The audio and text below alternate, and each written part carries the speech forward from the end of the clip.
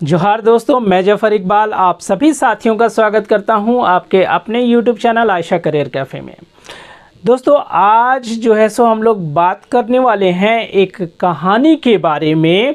उस कहानी का नाम है धुआं धंधा। धुआं धंधा हम लोग जानते हैं दोस्तों कि ये प्रोफेसर विनोद कुमार जी की रचना है, जो कि सोन माटी कहानी संग्रह से ली गई है।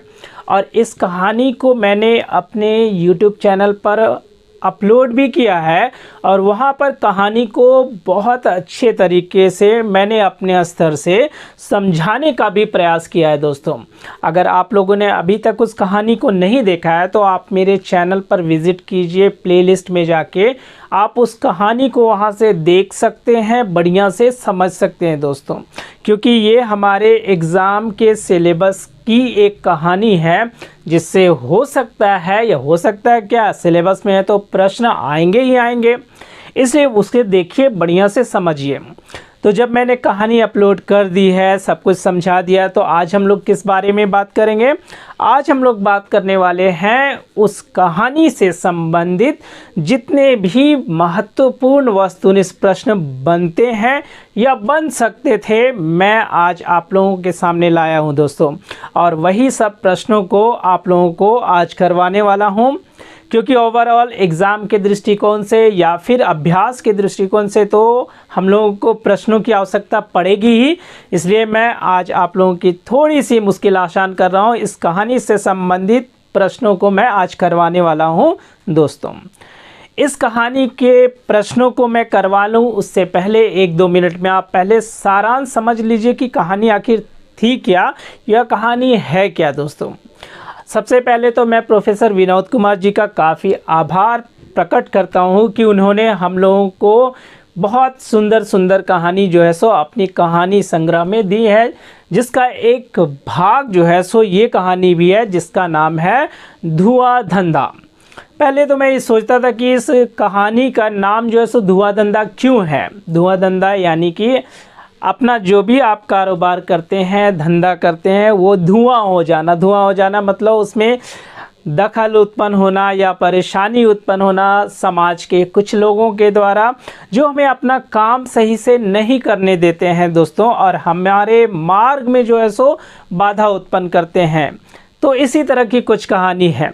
कहानी के हाव भाव को पहले थोड़ा सा समझ लीजिए, उसके बाद हम प्रश्नों पर आते हैं दोस्तों। कहानी में जो है सो मुख्य पात्र में एक डॉक्टर साहब है, जिनका नाम डॉक्टर नारायण है। क्या नाम है? डॉक्टर नारायण। और डॉक्टर नारायण जो है सो बहुत ही शानदार प्रवृत्ति के, या यूं कह ले कि बहुत ही दयालु प्रवृत्ति के सरल व्यक्ति हैं। यानी ये कहने का मतलब है, सरल व्यक्ति कहने का तात्पर्य ये है कि उन्हें जो है सो समाज में जो दुख तकलीफ़ है, कुछ लोग चाहे गरीबों के प्रति या मजबूरों के प्रति, उनको देख के जो है सो वो अपना दुख समझते हैं और उनके दुख दर्द में शामिल होते हैं, उनकी मदद करना चाहते हैं। इस तरह के व्यक्ति हैं। तो कहानी कुछ ऐसे शुरू होती है इसमें कि कहानी में जो है सो एक दिन जब वो अपने क्लिनिक में बैठ के जो है सो मरीजों को देख रहे होते हैं, उनका एक सहायक या कंपाउंडर होता है, जिसका नाम था किसुनुआ। किसुन नाम होगा, लेकिन हम लोग खोटा में जानते हैं, वाह उपमा लगा देते हैं तो किसुनुआ बन जाता है। तो वो किसुनुआ था। किसुनुआ जो है सो डॉक्टर साहब की पर्ची के अनुसार, पर्ची में लिखे गए दवा के अनुसार, इंजेक्शन के अनुसार जो है सो किसी महिला को वहाँ पर जो है सो सजेस्ट कर रहा था, दवा दे रहा था। ठीक उसी समय जो है सो एक भिखारी जो है सो वहाँ पर आता है, और भिखारी आने के बाद जो है सो भिखारी आता है तो कुछ पैसे का मांग करता है, और वो 2-3 बार जब ऐसा बोलता है तो किसुनुआ कंपाउंडर जो है सो वो बहुत ही गुस्से में एक तरह से झिड़क के उसको बोल देता है, जा यहाँ पर क्यों आता है, डेली डेली का धंधा बना लिया है, ऐसा कुछ बोलता है दोस्तों। अब ये तो कोई नई बात तो नहीं है कि किसी भिखारी को ऐसा बोल दिया जाए, लगभग लोग बोल देते हैं, तो क्यों ऐसा आखिर हुआ? बात ये था कि वो भिखारी जो सो बराबर वहाँ पर आता था, और डॉक्टर साहब जो है सो उनकी मदद भी करते थे कुछ पैसों के रूप में, और उसको हमेशा ये दिलासा देते थे। क्या दिलासा देते थे? असल में क्या है कि उस भिखारी को एक बीमारी थी, कोढ़ बीमारी थी। तो डॉक्टर साहब जो है सो उसको हमेशा दिलासा देते थे कि तुम्हारी ये जो बीमारी है वो ठीक हो जाएगी।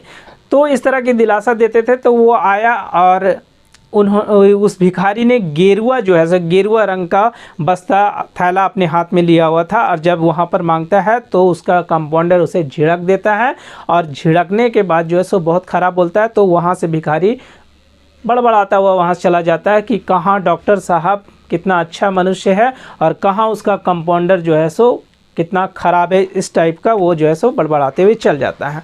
और ये बात जो है सो डॉक्टर साहब भले मरीज़ देख रहे थे लेकिन उनके कानों में चली गई। जब जो है सो डॉक्टर साहब मरीजों को देख के फ्री होते हैं तो उसके बाद वो किसुनवा कंपाउंडर को बुलाते हैं और बोलते हैं कि अरे तुमने उस भिखारी को क्यों जो है सो इस तरह से डांटा, कुछ पैसा दे देता तो क्या होता। क्योंकि समाज में जो है सो कोढ़ व्यक्ति जो है, इस तरह के व्यक्ति को बहिष्कार किया जाता है, उसे अच्छी नज़रों से नहीं देखा जाता। और हम लोग अगर सेवक हैं लोगों के, अगर हम लोग भी ऐसा करेंगे तो फिर ये अच्छा नहीं है, ठीक है। तो ये सब बातें सुन रहा था किसुनवा और मने मन सोचता है कि डॉक्टर साहब तो सरल व्यक्ति है, इन्हें क्या पता कि समाज में क्या हो रहा है। जब इनको रंगदारी टैक्स देना पड़ेगा ना, तब इनको समझ में आ जाएगा। असल में वो क्यों सोचता है किसुनवा जो है सो एक व्यवहारिक प्रवृत्ति का व्यक्ति था, या यूँ कह ले कि सामाजिक व्यक्ति, जिसे अब समाज में हो रहे बुराइयों का पर्याप्त ज्ञान था कि समाज में किस तरह के लोग रहते हैं और वो हमें कैसे परेशान करते हैं। लेकिन डॉक्टर साहब तो सरल प्रवृत्ति के व्यक्ति थे, दया करुणा भावना उसके अंदर में तो पूरी भरी हुई थी। उसके बाद उस दिन डॉक्टर साहब चले जाते हैं अपने घर में, और रात में जो है सो उनको नींद नहीं आती है। देखिए दोस्तों, एक अच्छे व्यक्ति की ये पहचान होती है कि जब भी वो दिन में कोई उस तरह का काम करता है जिससे उसके दिल को तकलीफ़ पहुंचती है तो वो उससे परेशान हो जाता है। ठीक उसी प्रकार जो है सो आज की घटना से डॉक्टर साहब परेशान हो जाते हैं और रात में जो है सो सोने की कोशिश करते हैं, पर उन्हें नींद नहीं आती है। और जब नींद नहीं आती है तो वो कुछ सोचने लगते हैं, उस भिखारी के बारे में सोचने लगते हैं, उस भिखारी के दुख तकलीफ़ के बारे में सोचने लगते हैं। सोचते सोचते वो ये भी सोचते हैं कि किस प्रकार का ये है हमारा समाज, यानी हमारे समाज के बारे में सोचने लगते हैं कि हमारा समाज किस प्रकार है, जहाँ एक और जो है सो लोग महलों में रहते हैं, दूसरी तरफ किसी को जो है सो छप्पर भी नसीब नहीं होती है। तो ये भेदभाव क्यों है, कहाँ है समानता। फिर वो बोलते हैं कि मैं तो किसी तरह से डॉक्टर बन गया, लेकिन कितने तकलीफ़ से बना, मैं कोई ज़मींदार का बेटा थोड़ा था। मेरी माँ ने भी जो है सो मेरे पिताजी की मृत्यु के बाद जो मेरी माँ ने गहने जेवर अपने सारे बेच के मुझे किस तरह से डॉक्टरी पढ़ाया, ये तो मैं ही जानता हूँ कितना दुख तकलीफ़ से मैं डॉक्टर बना हूँ। फिर उसके बाद जो है सो डॉक्टर साहब कुछ एग्ज़ाम्पल के तौर पर जो है सो समाज में फैले बुराइयों के बारे में जो है सो सोचने लगते हैं कि किस प्रकार वे हमारे काम में बाधा देते हैं। वो एग्ज़ाम्पल देते हैं कि देखो, कल ही की एक बात है कि दो व्यक्ति जो है सो, या दो बाबू कह लें, वो जो है सो रेलवे स्टेशन से हमारे क्लिनिक तक आते हैं, एक रिक्शा में आते हैं, और रिक्शा वाला जो है सो उसे लेके आता है। रेलवे स्टेशन से लेकर वहाँ तक के बीच का भाड़ा होता है 4 रुपया। जब वे लोग वहाँ पर उतरते हैं तो रिक्शा वाला उससे 4 रुपया मांगता है। उसमें से एक बाबू जो है सो रिक्शा वाला को 2 रुपया थमाता है और उसके बाद कुछ नहीं बोलता है। तब रिक्शा वाला बोलता है कि बाबू 2 रुपया से ना होता है, 4 रुपया लगता। इसी में जो है सो दोनों बाबू में से एक बाबू जो है सो उसको बोलता है, फटकार के बोलता है, जाता है कि नहीं, मुंह लड़ाता है, इस तरह की बातें बोलता है। यानी कि वे दोनों जो है सो उस रिक्शा वाले को जो है सो उसका वाजिब पैसा नहीं देते हैं। रिक्शा वाला बेचारा थक के चूर था, पूरा पसीने से तरबतर था, इनकी बात सुनता है, सठिया जाता है या एकदम जो मुंह लटक जाता है। लड़ाई क्यों करेगा, गरीब व्यक्ति है। और वो लोग तो बाबू थे, बड़ा बाबू है ना, बड़ा बाबू मतलब कहने का मतलब समाज में बाबू बन के घूमते हैं, तो उनकी तो बड़ी इज्जत है, वो लोग जो कह देंगे वो सही है। एक तरह से उन्होंने जो है सो उस रिक्शा वाले पर अत्याचार किया, उनका शोषण किया, उसकी सही मजदूरी ना देके बेचारा रिक्शा वाला वहाँ चला जाता है। फिर जो है सो डॉक्टर साहब एक और उदाहरण का जो है सो उल्लेख करते हैं। वो बोलते हैं, देखिए परसों की ही बात थी, 4 लड़के जो है सो मेरे क्लिनिक में आते हैं, जवान लड़के, और हमसे मांगते हैं 500 रुपया चंदा। 500 रुपये जब चंदा मांगते हैं तो डॉक्टर साहब पूछते हैं कि किस बात का चंदा। तो वो लोग बोलते हैं बस समझ जाइए। ये जो वर्ड जो है ना, समझ जाइए, थोड़ा सा धमकी वाला टाइप का नहीं लगता है, तो वैसा ही कुछ वहाँ पर था कि समझ जाइए, मतलब समझ जाइए। फिर डॉक्टर साहब बोलते कौन ऐसा महीना नहीं होता है जिसमें हम लोग पूजा पोशाक बहाने जो है सो पैसा नहीं देते हैं। और ये लोग पैसा का क्या करते हैं पता नहीं, भले उस पैसा से वो लोग अपने कपड़े बना लिए, कुछ भी कर ले, लेकिन ये लोग जो है सो पैसा हमेशा हम लोगों से लेते हैं। और हम लोग वो ये सोचते हैं कि अगर ये लोग मान लीजिए कि मेरे क्लिनिक में आते और प्यार से अगर चंदा मांगते तो शायद मैं इन लोग को 10 रुपया भी ना देता, लेकिन आने के बाद रंगदारी से जो है सो ये लोग डरा धमका के 500 रुपया मांगते हैं और हमें देना भी पड़ता है। तो इस प्रकार की कुछ सामाजिक व्यवस्था हमारे चारों तरफ बन गई है दोस्तों। तो वो डॉक्टर साहब सोचते हैं कि क्या करें, घर में जब जाते हैं तो बीवी बाल बच्चे यानी पत्नी बाल बच्चों की जो है सो चिंता सताती है, और जब बाहर आते हैं तो इस प्रकार के चोर गुंडे डकैत ये लोग जो है सो हम लोगों को परेशान करते हैं, हमारा काम हमको ठीक से नहीं करने देते हैं।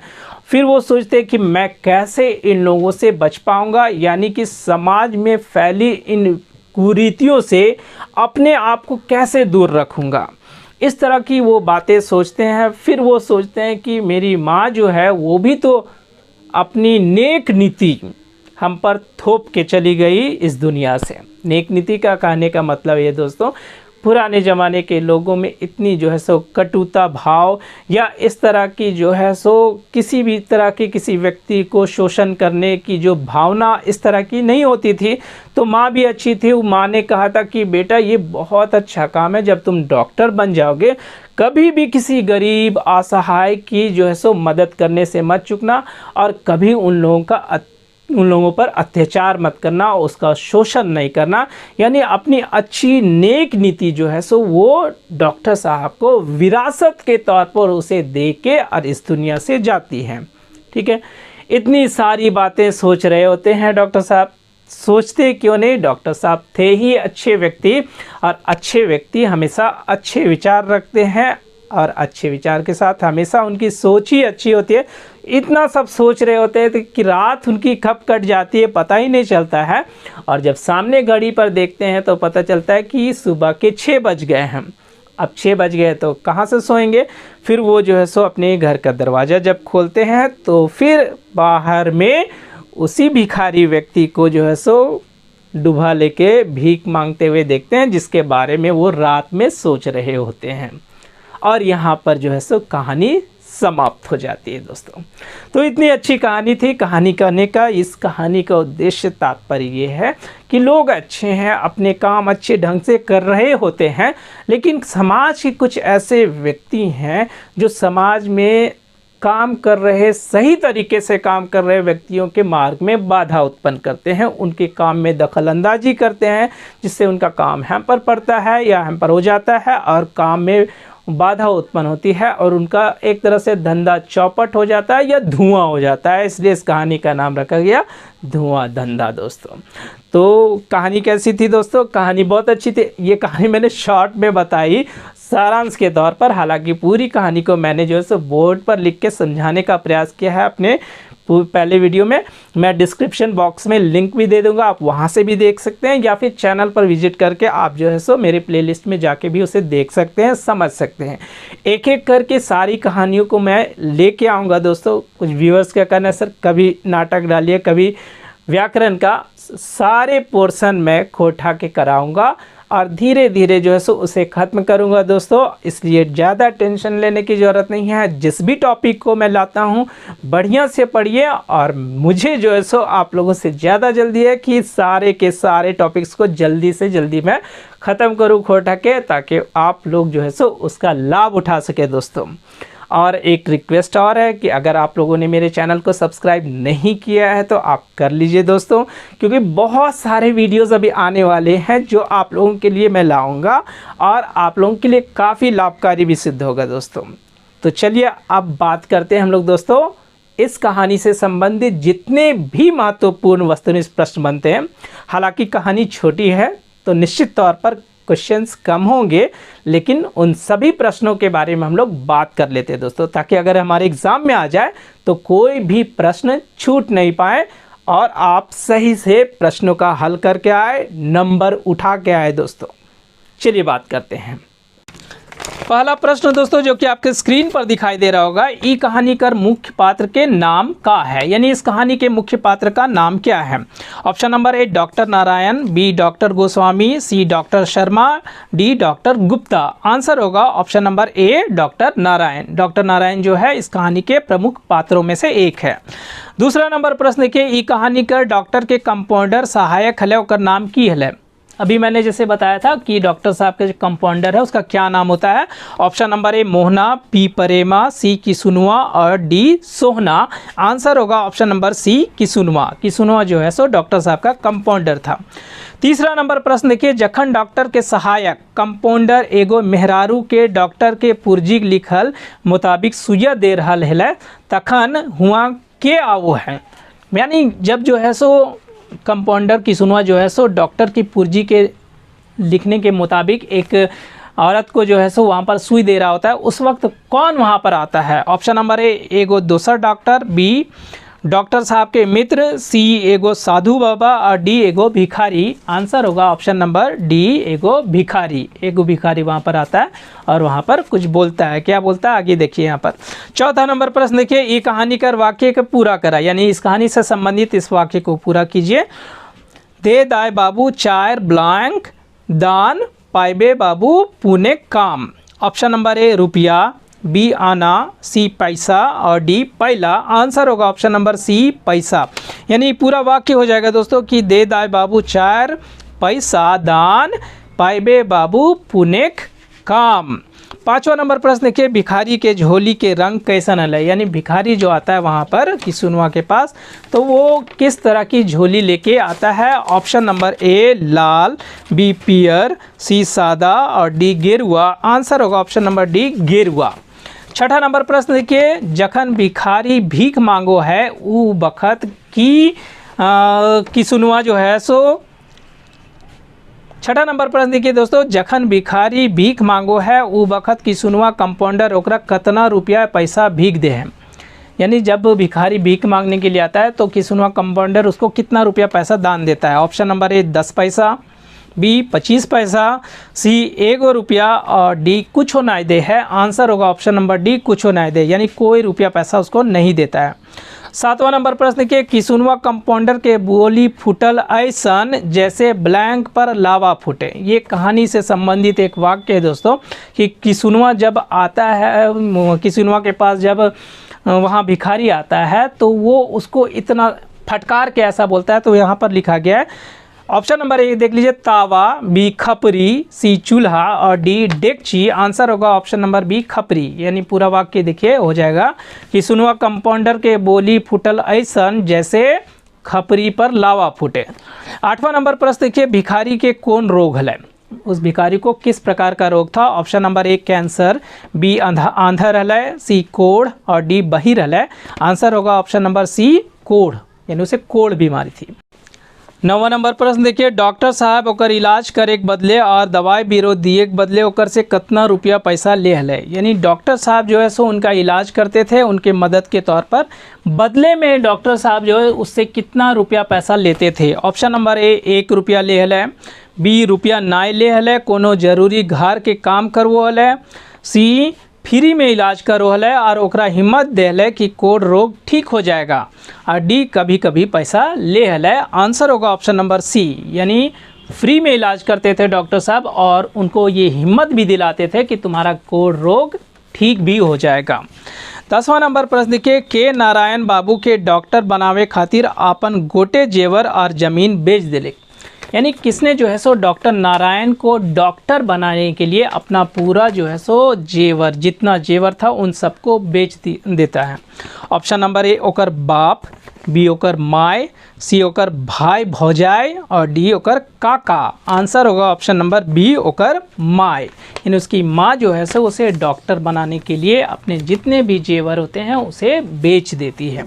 11 नंबर प्रश्न देखिए, डॉक्टर नारायण कैसन मानुष लागे। डॉक्टर नारायण जो है सो किस प्रवृत्ति के, किस प्रकार के व्यक्ति थे, ये बताइए, ऑप्शन नंबर 1 कपटी हलै, बी बेकार हलै, सी ईमानदार हलै और डी घुरपेच हलै। आंसर होगा ऑप्शन नंबर सी ईमानदार हलै। डॉक्टर नारायण सीधे साधे दयालु ईमानदार प्रवृत्ति के व्यक्ति थे। 12 नंबर प्रश्न देखिए, दूगो बाबू रेलवे स्टेशन से जे रिक्शा से हुआ लाभल थीन तखन उ सब रिक्शा वाला के 4 गो रुपया के बदले कितना रुपया दलथिन। यानी जो दो बाबू थे वो लोग जब रेलवे स्टेशन से डॉक्टर साहब के क्लिनिक पास आते हैं, वहाँ उतरते हैं, तो भाड़ा होता था 4 रुपया, लेकिन बदले में उस रिक्शा वाला को वो लोग कितना रुपया देते हैं। ऑप्शन नंबर ए 1 गो रुपया, बी 2 गो रुपया, सी 3 गो रुपया और डी पूरे 4 गो रुपया। आंसर होगा ऑप्शन नंबर बी 2 गो रुपया। वो 4 रुपया नहीं देते हैं, यानी वाजिब भाड़ा जो था वो नहीं देते हैं, बल्कि 2 गो रुपया भी देते हैं और फिर डांटते फटकारते भी हैं रिक्शा वाला को। क्या बोलते हैं देखिए आगे। 13 नंबर प्रश्न के, ये बात एगो बाबू ककर से कहो है कि अबे जाता है कि नहीं मुंह लगाता है। यानी ये बात जो है सो दूगो बाबू में एगो बाबू किसको बोलता है। Option number A doctor Narayan से, बी कंपाउंडर किसुनवा से, सी रिक्शा वाला से और डी अपन साथी से। आंसर होगा ऑप्शन नंबर सी रिक्शा वाला से। यानी दूगो बाबू में एक बाबू, जब वो लोग 2 रुपया देते हैं और रिक्शा वाला कहता है बाबू 2 गो रुपया ना 4 गो रुपया चाहिए, जब सुनता है तो उसके बाद जो है वो आदमी उसको डांटता है कि अबे जाता है कि नहीं मुंह लगाता है, बेचारा वहाँ से चला जाता है। 14 नंबर प्रश्न के, 4 गो जुआन छौड़ डॉक्टर साहब से कितना रुपया चंदा मांगो थे। यानी 4 जवान लड़के जो है सो डॉक्टर साहब के क्लिनिक में आके जो है सो उससे कितना रुपया पैसा चंदा के रूप में डिमांड करते हैं। ऑप्शन नंबर ए 50 रुपया, बी 100 रुपया, सी 500 रुपया और डी 1000 रुपया। आंसर होगा ऑप्शन नंबर सी 500 रुपया। वो लोग 500 रुपया जो है सो डॉक्टर साहब से मांगते हैं चंदा के बहाने। 15 नंबर प्रश्न देखिए, के डॉक्टर साहब पर अपन जमानाक नेक नीति के ओकर ऊपर थोप मोर गेले। यानी कौन जो है सो अपने ज़माने की नेक नीति जो थी वो डॉक्टर साहब के ऊपर में थोप के या उसे एक विरासत के रूप में दे के और चली गई इस दुनिया से या चला गया इस दुनिया से। ऑप्शन नंबर ए ओकर माय, बी ओकर बाप, सी ओकर आजी और डी ओकर आजा। आंसर होगा ऑप्शन नंबर ए ओकर माय। यानी उसकी माँ जो है सो अपने ज़माने की नेक नीति, पहले के लोग तो ईमानदार थे और वो कभी नहीं चाहते थे कि कोई किसी का बुरा चाहे, तो उसकी माँ भी चाहती थी कि डॉक्टर के बन गया है तो वो अपनी डॉक्टरी का जो है सो गलत फ़ायदा ना उठाए और जहाँ तक हो सके असहाय लोगों की, निर्बल लोगों की मदद करे, किसी के साथ अत्याचार ना करे, उसकी माँ चाहती थी। तो उम्मीद है दोस्तों कि ये जो 15 प्रश्न मैंने अभी इस कहानी से करवाया है, ये 15 के 15 प्रश्न जो है सो आपके लिए काफ़ी फ़ायदेमंद साबित होगा एग्ज़ाम के दृष्टिकोण से। दोस्तों कहानी छोटी थी इसलिए ज़्यादा प्रश्न इससे नहीं बन सके। जिस प्रकार की कहानी होती है उस प्रकार के उतने सारे क्वेश्चंस बनते हैं दोस्तों, इसलिए हम लोग जो भी क्वेश्चंस बनेंगे उन सबको जो है सो आपको बढ़िया से देखना है और उसका लाभ उठाना है। दोस्तों वीडियो अगर अच्छी लगी हो दोस्तों तो वीडियो को लाइक करें, शेयर करें और अपना कमेंट ज़रूर दें दोस्तों। और अगर आप चैनल पर नए हैं तो चैनल को सब्सक्राइब करना बिल्कुल भी ना भूलें, साथ ही साथ बेल आइकन को भी प्रेस कर दें ताकि मेरे आगे आने वाले जितने भी सारे वीडियोज़ होंगे उन सभी के नोटिफिकेशन सबसे पहले किसको मिले, आप तक मिले। दोस्तों धन्यवाद।